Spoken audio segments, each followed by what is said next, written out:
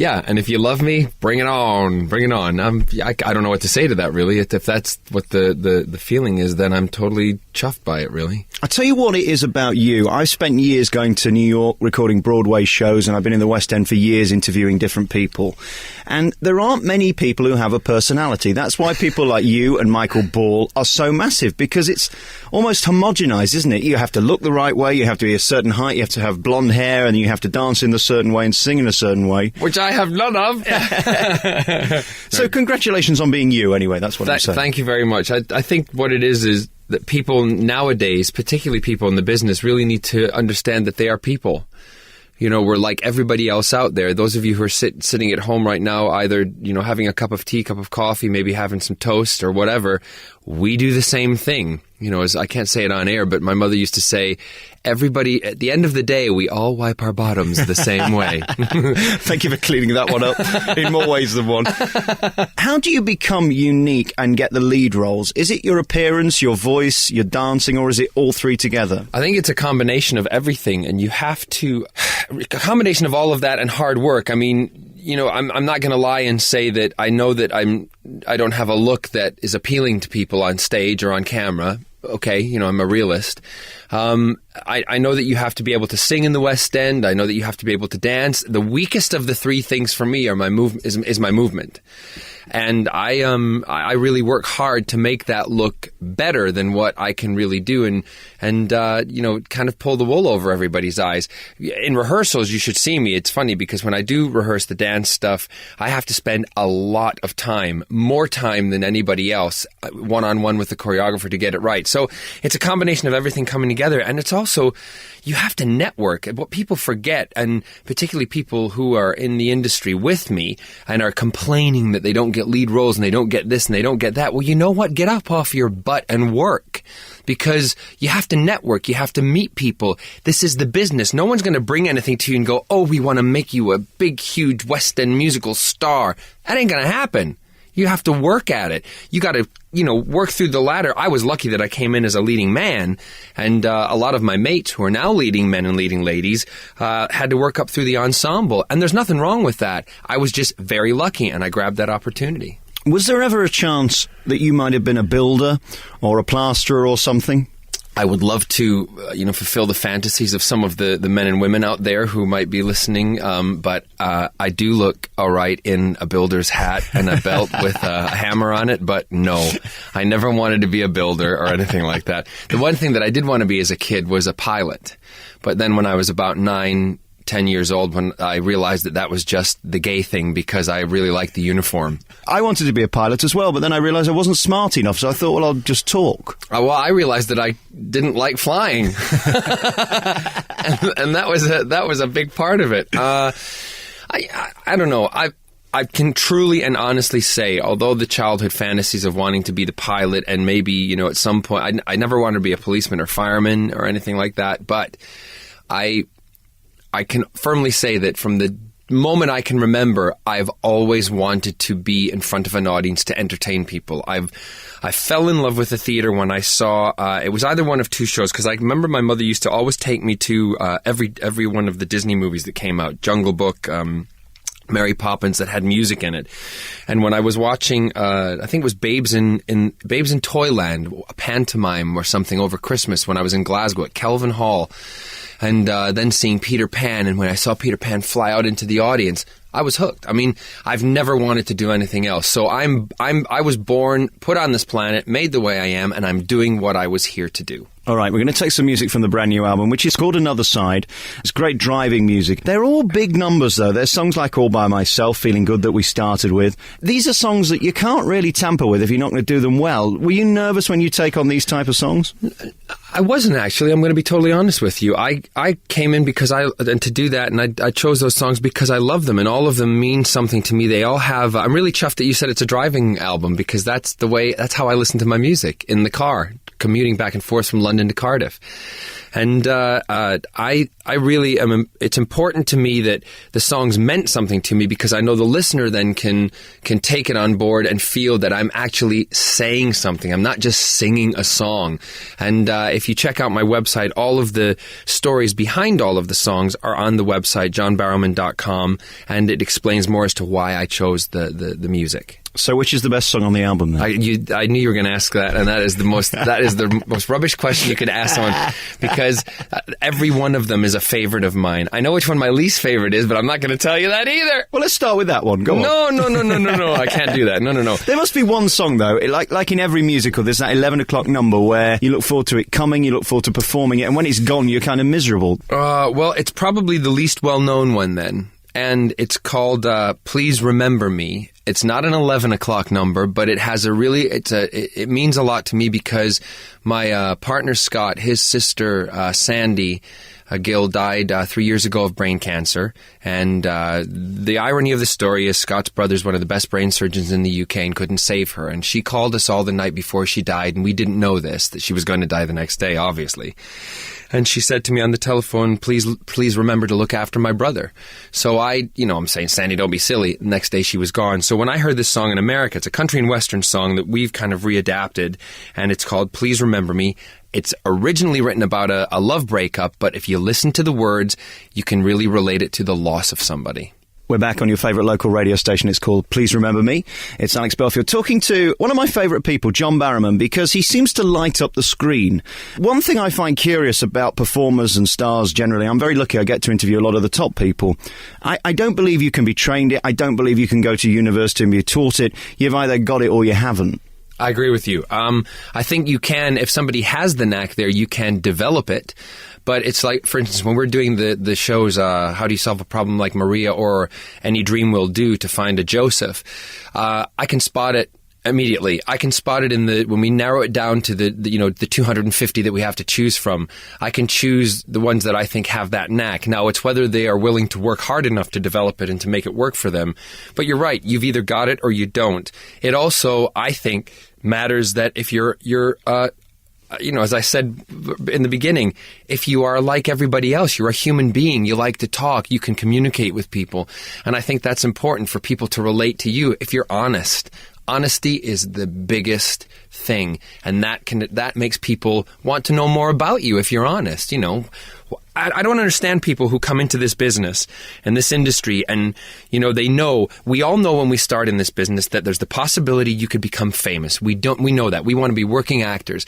Now, if that fame comes, why do you not want it? Why do you go, I don't want to sign autographs. I want to lock myself away. I don't want to be near people. You know what? Get out.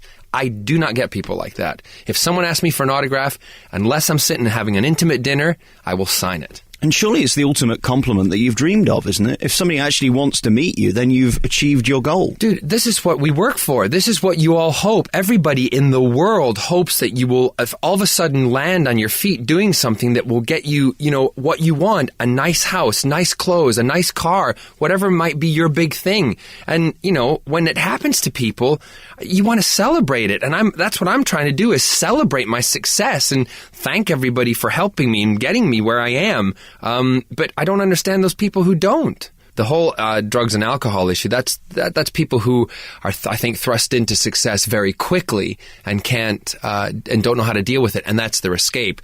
So that's when we're on the Jeremy Kyle. We'll talk about that one. I saw Robbie Williams performing in front of those 150,000 people a couple of years ago, and I saw a man who was just crying on the inside, and I thought, how can you be that successful, that big, and hate it so much? They loved him. They were warm to him. They didn't boo him. They weren't throwing cabbages at him. He'd got the dream. I love Robbie. I love his music. I love him as a performer. I've seen him live in New York, and I think he's spectacular.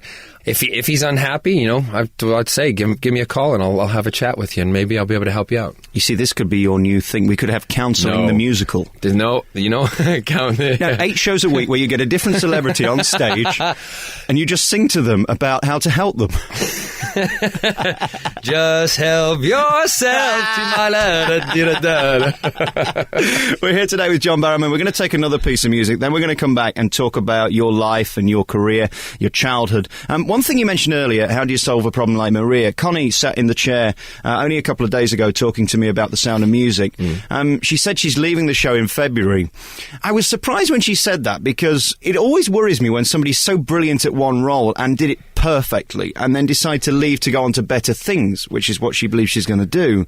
How do you feel about it going? Is that a good move or a bad move? I think it's a good move. I think it might have been a better move for her to go a little sooner. I always believe that you should stay in the show. A year is a long time. And if you stay in the show for a year, that's fine. You might, a year and 3 months, okay, you can do it, because I've done that myself. But I think Connie can do other roles, no doubt about that, because she's, but as I've always said, with Connie and with Lee Mead, their next big challenge is the role after Joseph, after The Sound of Music, because that will prove their diversity and how good they really are. And I know they're good because we put them in those positions. My reputation is on that also. But, you have to, she's making a bold move, and she has to, because she has to let go of her security blanket. And, whatever role she does, she has to find it a different way of doing it. She has to dig deep down to bring out that new that new character, that new role, because she's not Connie playing Connie, she's Connie playing the role. But the thing I think she should really do is do something completely opposite. She should play a hooker. I'm not kidding. Become a hooker. No, well, some people might like that. I don't think Connie's boyfriend would like that very much. But yeah, no, she needs to do something, I think, completely different. Because if she plays something too close to the Maria figure, people will say she's always the goody two shoes, and that's something I had to kind of break in the early years of my career also. So I think you'll probably agree with me, though. It's unlikely she's going to find something as high profile as Maria in The Sound of Music at the Palladium at the moment, because those roles are so rare, aren't they? No. Of course of course you're right, and I assume she knows that, as I know that, as everybody else does, because there's very few times in your career do you have those big moments. And I'm 40 years old, and I've been doing this now. I never thought I'd say 20 years in the business, dear. No, it's not 20 years yet. This will be a big party when it is. The years I've been in the business, I've probably had those kind of defining moments. I've probably had about maybe, I'm guessing off the top of my head, 5 or 6, that are that huge. So, they come few and far between, but she'll still sell tickets in the next show. She'll still hopefully put bums on seats, and she'll still do a good job. She will always be, no matter what you go to see Connie or Lee Mead in, they will always be reliable performers. And nobody can possibly doubt her ability and her talent, because she did just literally light up the stage. Well, yeah, I saw her in the first night, and I thought she did a tremendous job. I felt good that I helped to choose her. I tell you what, let's give you all the credit. Never mind her talent. No, don't give me the credit at all. Please don't, because someone will write some article in some newspaper saying John Barrowman thinks he's responsible for the success of Connie. No. This new album's tremendous. It's in your stores now. It's called Another Side. This is my favourite song off the album, Heaven. Why did you put this one in? I chose it because Heaven, it describes, my relationship with my partner, and I hope it describes the relationship with a lot of people out there with their partners or husbands and wives and whoever you may spend your intimate moments with. And it's just such a great song, and it's heartfelt. We're back on your favourite local radio station talking to John Barrowman today. That's Heaven. Really nice song off the new album, which is called Another Side. What were you like as a child? Terrible. My father said that if I was the first, they wouldn't have had any more. And I kid you not. That was What were you, precocious or outrageous? What were you? I was pretty much the same as what I am now, outrageous. I didn't sleep. My mother, the doctor told my mom and dad they had to put me in a cot, just leave me in a playpen cot overnight, and I would eventually fall asleep. And they'd put me in there, when they'd go to bed, and when they got up in the morning, I was still up playing. So, and I'm pretty much the same way. I'm a night person as opposed to a day person. But I've had to change all that because of what I'm doing with all the filming and things. But I was pretty much a handful in the sense that I Oh, yeah. I guess I was a little precocious. I knew what I wanted, and I didn't want to back down. I remember there was one instance my father, it was very typical of me. I wanted to do everything that everybody else was doing, and my brother was a very good football player, and he would go up to the park in Glasgow and play football, and he was going to be on Rangers junior team before we left the UK. And I went to go play one day, and I came back, and I had all the gear on, and my dad, had given me the pep talk on the way back, and I walked into the house, and my mom said, "So, son, how'd you like it?" And I said, "Don't like it, Mum, get dirty." I don't like it, I get dirty. So I think there was a defining moment in my life. I think the signs were there, weren't they? Oh, they were there from day one. Were you the kind of child where when your mother would come in the bedroom in the morning and open the curtains and the beam of sunlight would shine through, you'd suddenly stand up and sing a number? I mean, were you just waiting for the spotlight to hit? People would like to think I was like that, but no. My mother would come in the morning and open the curtain, and I'd be in bed and go, "Shut up, curtain, Mum!" Yeah, I would do that more. But I did, I say this, I have to be very vague on some of these stories, and I apologize to you when I do this, but I have an autobiography coming out in February, and I'm under restrictions from the publishers about a lot of things. But there's a huge section about my childhood with when I would go to the record store my mother worked in, and I would be put on the counter to sing all the top 10 hits of the week to the staff, the people who would come in, and I was the living jukebox. I won't tell you where they used to spend their penny, but it was that's a different phrase, isn't it? Spending a penny means going to the bathroom. I won't tell you where they used to put their money. That was the joke. That was a really bad one. But it was a double joke. It was a double entendre. So I used to do that. So it wasn't really the ray of sunshine, but it was in the record store because I knew I had an audience. What's depressing now is the fact that we're going to have to sit here for another hour in about 3 months and do this entire program again. About the autobiography. Yeah, no, exactly. Hey, so that there's nothing bad about that because then I can tell you all the dish. Not that I'm saying talk to you is boring or anything.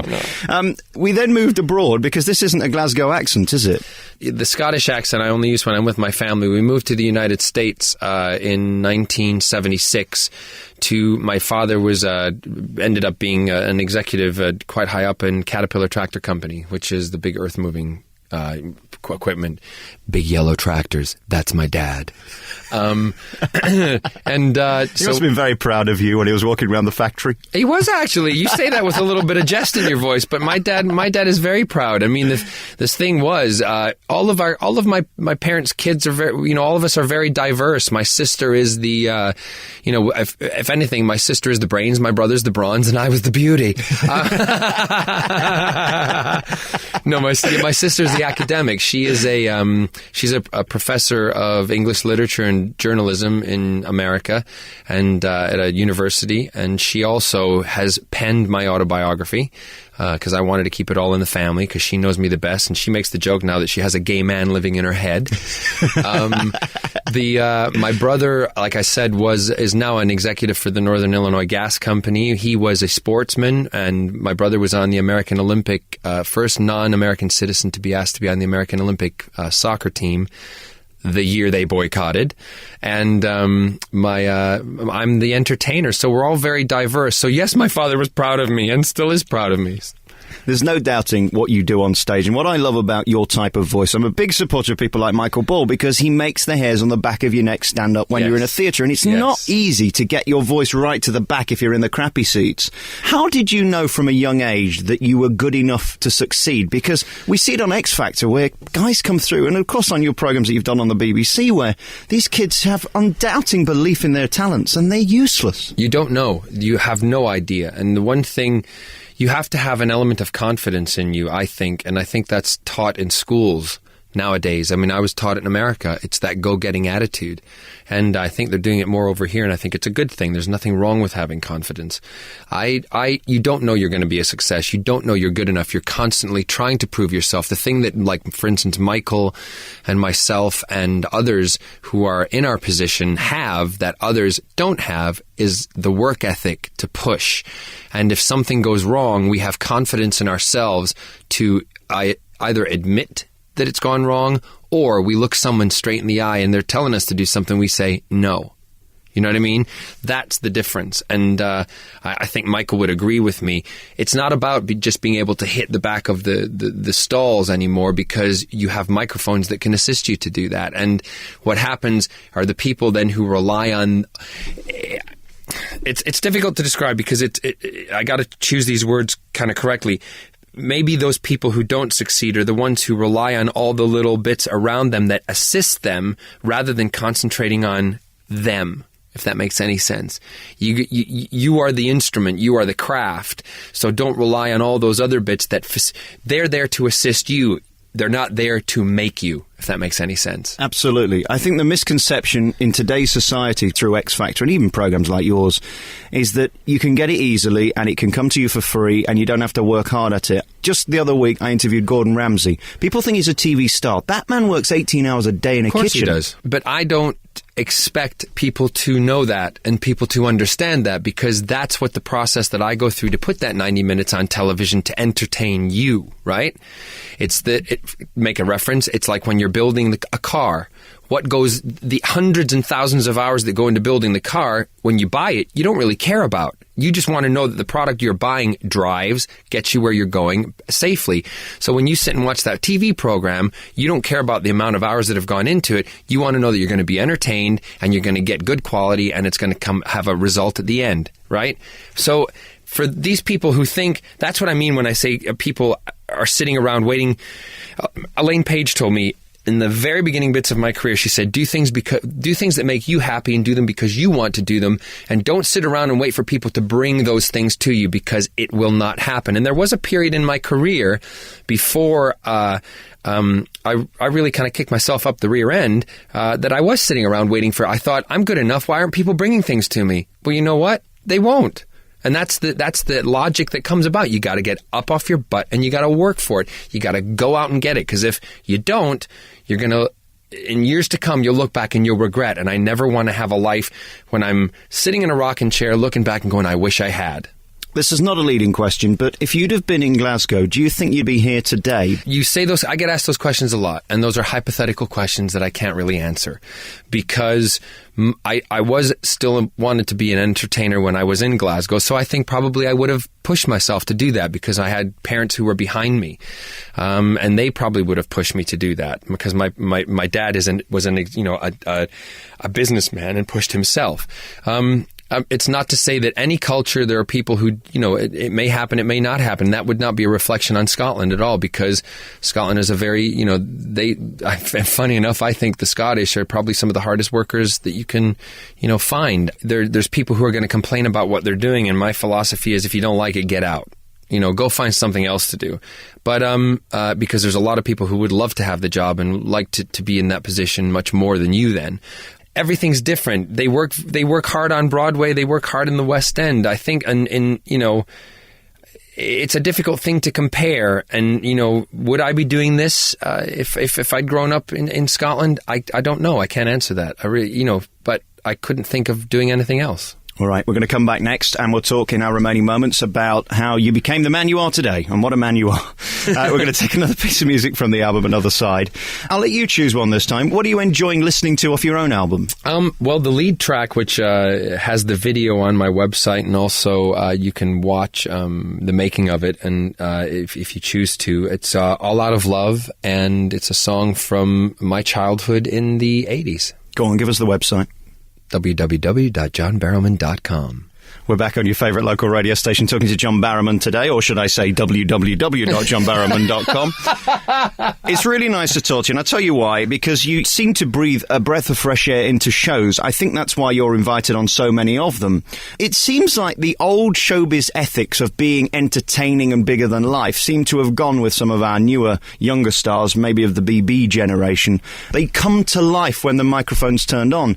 I guess you make that your priority, that you're here to entertain when the microphone's on, whether that be on stage, TV, or on the radio. Absolutely. And you would also, if you were to come on the set of Torchwood or Doctor Who, you would know that I also entertain while I'm there, because I think a happy workplace is a productive workplace. And it's just the philosophy I've got. You know what? I'm not an angsty, maudlin grumpy person. I joke and say that I get up in the morning. I'm not a morning person, but I'll still get up and jump around. And, as I say to Scott in the morning when we wake up, do the dance. Give me a dance. Let's dance. You know what I mean? So but you have to, and I know everybody doesn't have, I'm fortunate. I'm living my dream. I'm living the things that I always have dreamt about, and I'm so appreciative of it. So why would I get up and be crabby? I do have crabby moments, don't get me wrong. You know what I mean? I do have those moments I chuck my toys out of the pram. Okay? We all have them. But I take a moment after them and I, reevaluate what's gone on and realize how lucky I am. But those moments are usually not because I'm upset about what I'm doing. It's about a situation that I'm in. You're in a lucky position now that through the TV shows, people have got to know you. You can now go on tour as you. That must be a great thrill that no longer are you in the show, you're in the John Barrowman show. It's a long show, let me tell you. I've never thought of it that way because I've always, on stage I am a character, on television I am a character, except when I'm playing myself. And okay, let me be totally blunt and honest. I am my product. I'm my business. So if it is the John Barrowman show, I'm going to promote myself. Absolutely. And the only person who is going to promote me is myself, the people who have a vested interest in me, or my mother and father. So that's it. And I don't apologize for that. I don't apologize for trying to make myself successful. Why should I? Why should anybody? And what a thrill it is that you can put tickets on sale with your name and people will come opposed to a show name. Well, that is remarkable, and that's amazing to me. I mean, the concert tour that I'm doing, when it went on sale prior to the release of the album, the day that it went on sale, which was amazing to me, the promoters called and asked if I'd add dates. Because it's selling so well, and that's even before the publicity has even started. So yes, I'm thrilled, absolutely, amazingly thrilled by that. But I still will be part of a show that one day will have the show name on the ticket, and my name will be underneath the title. Well, maybe above it. Right, we've got to go ever so quick now because we're running out of time. We've got loads of music to fit in. I've got a lot of questions to ask you. So, we're now about 6 years old. We're a bit annoying. How do you then go from that to starring in some of the biggest musicals in the West End? There's no formula answer I can give you. I knew I wanted to do it when I was in high school. My mother sent me to, I went to a modeling agency. I learned how to hold myself poised and blah, blah, blah, which was rubbish. And then I went to study. I decided to go off to a place called Opryland, USA, and that's where I got my kind of formidable training, in a sense. And I also did all my community theater stuff. Amateur dramatics, I think, are a big thing for people to learn. So I love that there are amateur dramatic companies out there doing shows and productions because you know what? You have stars in your productions that one day could be big. And I did that in my hometown. My one of my very close friends, Beverly Holt, who was my musical director for my cabaret stuff, she said, John, you have to do the rubbish shows to know which are the good ones. Did you always stick out even in those days, in the beginning, that your work ethic, your dedication, did teachers say to you, did you have stuff written about you that you tried harder than the rest? Because I can't believe you could be here today if you didn't. No, I'll be honest with you. That would be a correct statement because my report cards always said something like that. But I'll be honest with you, I failed math, I failed geometry. I was not interested in those subjects. And the one thing that I love seeing at the moment, there's a lot of this push again to get people into programs where they're being trained for specific crafts. And I do believe in that because I don't think every child is a university student. I don't think that's for everybody. I went to university, but I didn't like it until I found that I wanted to be in music, and I really committed to that in music and theater. Then I was happier. But in high school, hated all my other subjects. I was an okay student. Then America, they do it A and B, C, D, and F, right? I was always in the B category because I flunked maybe one or two subjects because I just hated them. What use was geometry going to be to me when I'm singing a fabulous 11 o'clock number?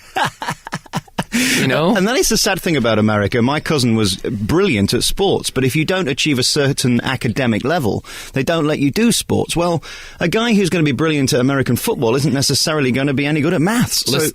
Exactly, but I don't want teachers getting down on me because my brother-in-law and my sister are obviously professors and doctorates in universities. Education is important. But what I'll say is higher education is not always for everybody. So I'm a firm believer in having having apprenticeships, having work programs for young people to go to. And if your child shows any inkling, whether it's carpentry, plumbing, avionics, or musical theater, at a certain age, push them in that direction. Academics is all right, maths is great, but being fabulous is more important. No. I know you want me to say yes to that. Let's move on from that one. I just want to talk about some of the productions you've been in. Miss Saigon, for example, to me is one of the anthemic musicals of our generation. Yep. Les Mis is there as well. Yep. Was there a dream role that you always looked at getting, and have you already achieved it, or is it still there to be got? There was never a dream role that I looked at getting. Well, I'll tell you a situation. This is a snippet from the book. I was in my bedroom with my high school mate, a girl named Laura Sales, and we were listening to the musical as it just been released, Phantom of the Opera, and she said to me, "John, what do you want to do for the rest of your life?" And I said, "Laura, one of my big dreams would be to work for someone like Cameron McIntosh or Andrew Lloyd Webber in a show like that." And 4 years later, I was in Phantom of the Opera in the West End. So I have goals, I have dreams. I've done Miss Saigon, I've done most of the big musicals. I've done them both here and on Broadway. So I have goals and I have aspirations. I still do. I don't tell people what they are, but in my little book, when I achieve them, it's such a thrill. It is such a thrill. I presume your biggest difficulty now is that you're in that wonderful position where you're able to say no. Yes. Which is completely unique in this business. Yeah. There must be things on Broadway, even in Las Vegas now. There's some amazing shows that you could go in. Presumably you haven't got the time with the commitments with the TV stuff. I would love to do Vegas. I think Vegas would be great. Yeah, there's things that I say no to. I was offered approximately 7 West End shows last year. I was offered 4 Broadway just in 1 week. And I've had to turn them down. Had to because I have commitments with Torchwood and with Doctor Who, which I have no qualms about. You know what I mean? But I say this on the radio now, I will return to the West End or to musicals because it is my first love, and I will do one. It might be a little while from now, but I will be back. I'll be back. I suppose that's a real difficulty of show business, isn't it? Where you're at the point now where you're too busy to turn down stuff that maybe 3 years ago, 5 years ago, or certainly 10 years ago, you would have only dreamed of doing. Exactly, but that's what life is all about. When you're wanting to get to your position of, if it's success or prosperity or whatever, to make your company work as the best you could, you do everything you possibly can to get there. And then when you get there, then you can sit back and relax a little more. We've had quite a lot of new musicals come in recently with Wicked. We've got Spamalot now, and Hairspray just opened with Michael Ball, which are all brilliant, actually. Yes. Do you have your eye on something that when you've got time, you really want to do? Is there one of those roles? Michael said that he really wanted to play a woman in a frock. We all have dreams. We all have aspirations, and as quirky as they may be, I can kind of relate with Michael. They're already doing the show, and Philip Quast is going to be in it, but I would love to have done La Cage. Now, whichever role, I would probably have ended up playing, I think it's Ibert, the more masculine one of and I'm not making any judgment on myself because of that, but the one I wanted to play would be the one who performs in the nightclub in the frock. Because it's something different, something fun. There are other roles that I have my eye on, and I just can say to you right now, I have had a discussion with 2 very big, prominent West End musical theatre producers, one of them who is a composer, and the other one who is the same as a raincoat. Now, let me think. Who could that be?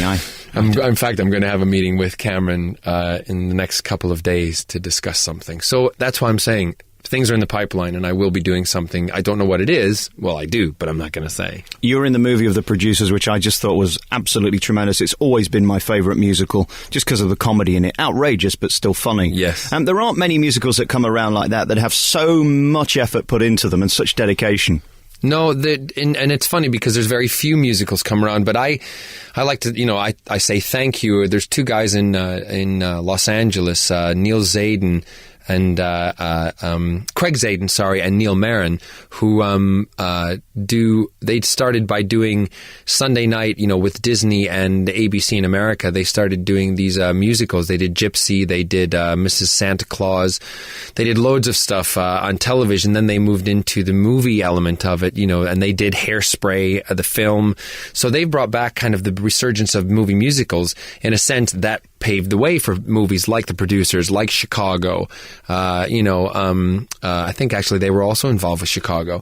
So it's taking the right show and making it work, because some would say The Producers was a success in the element of its production, but not a box office success. But Chicago, on the other hand, was a huge box office success.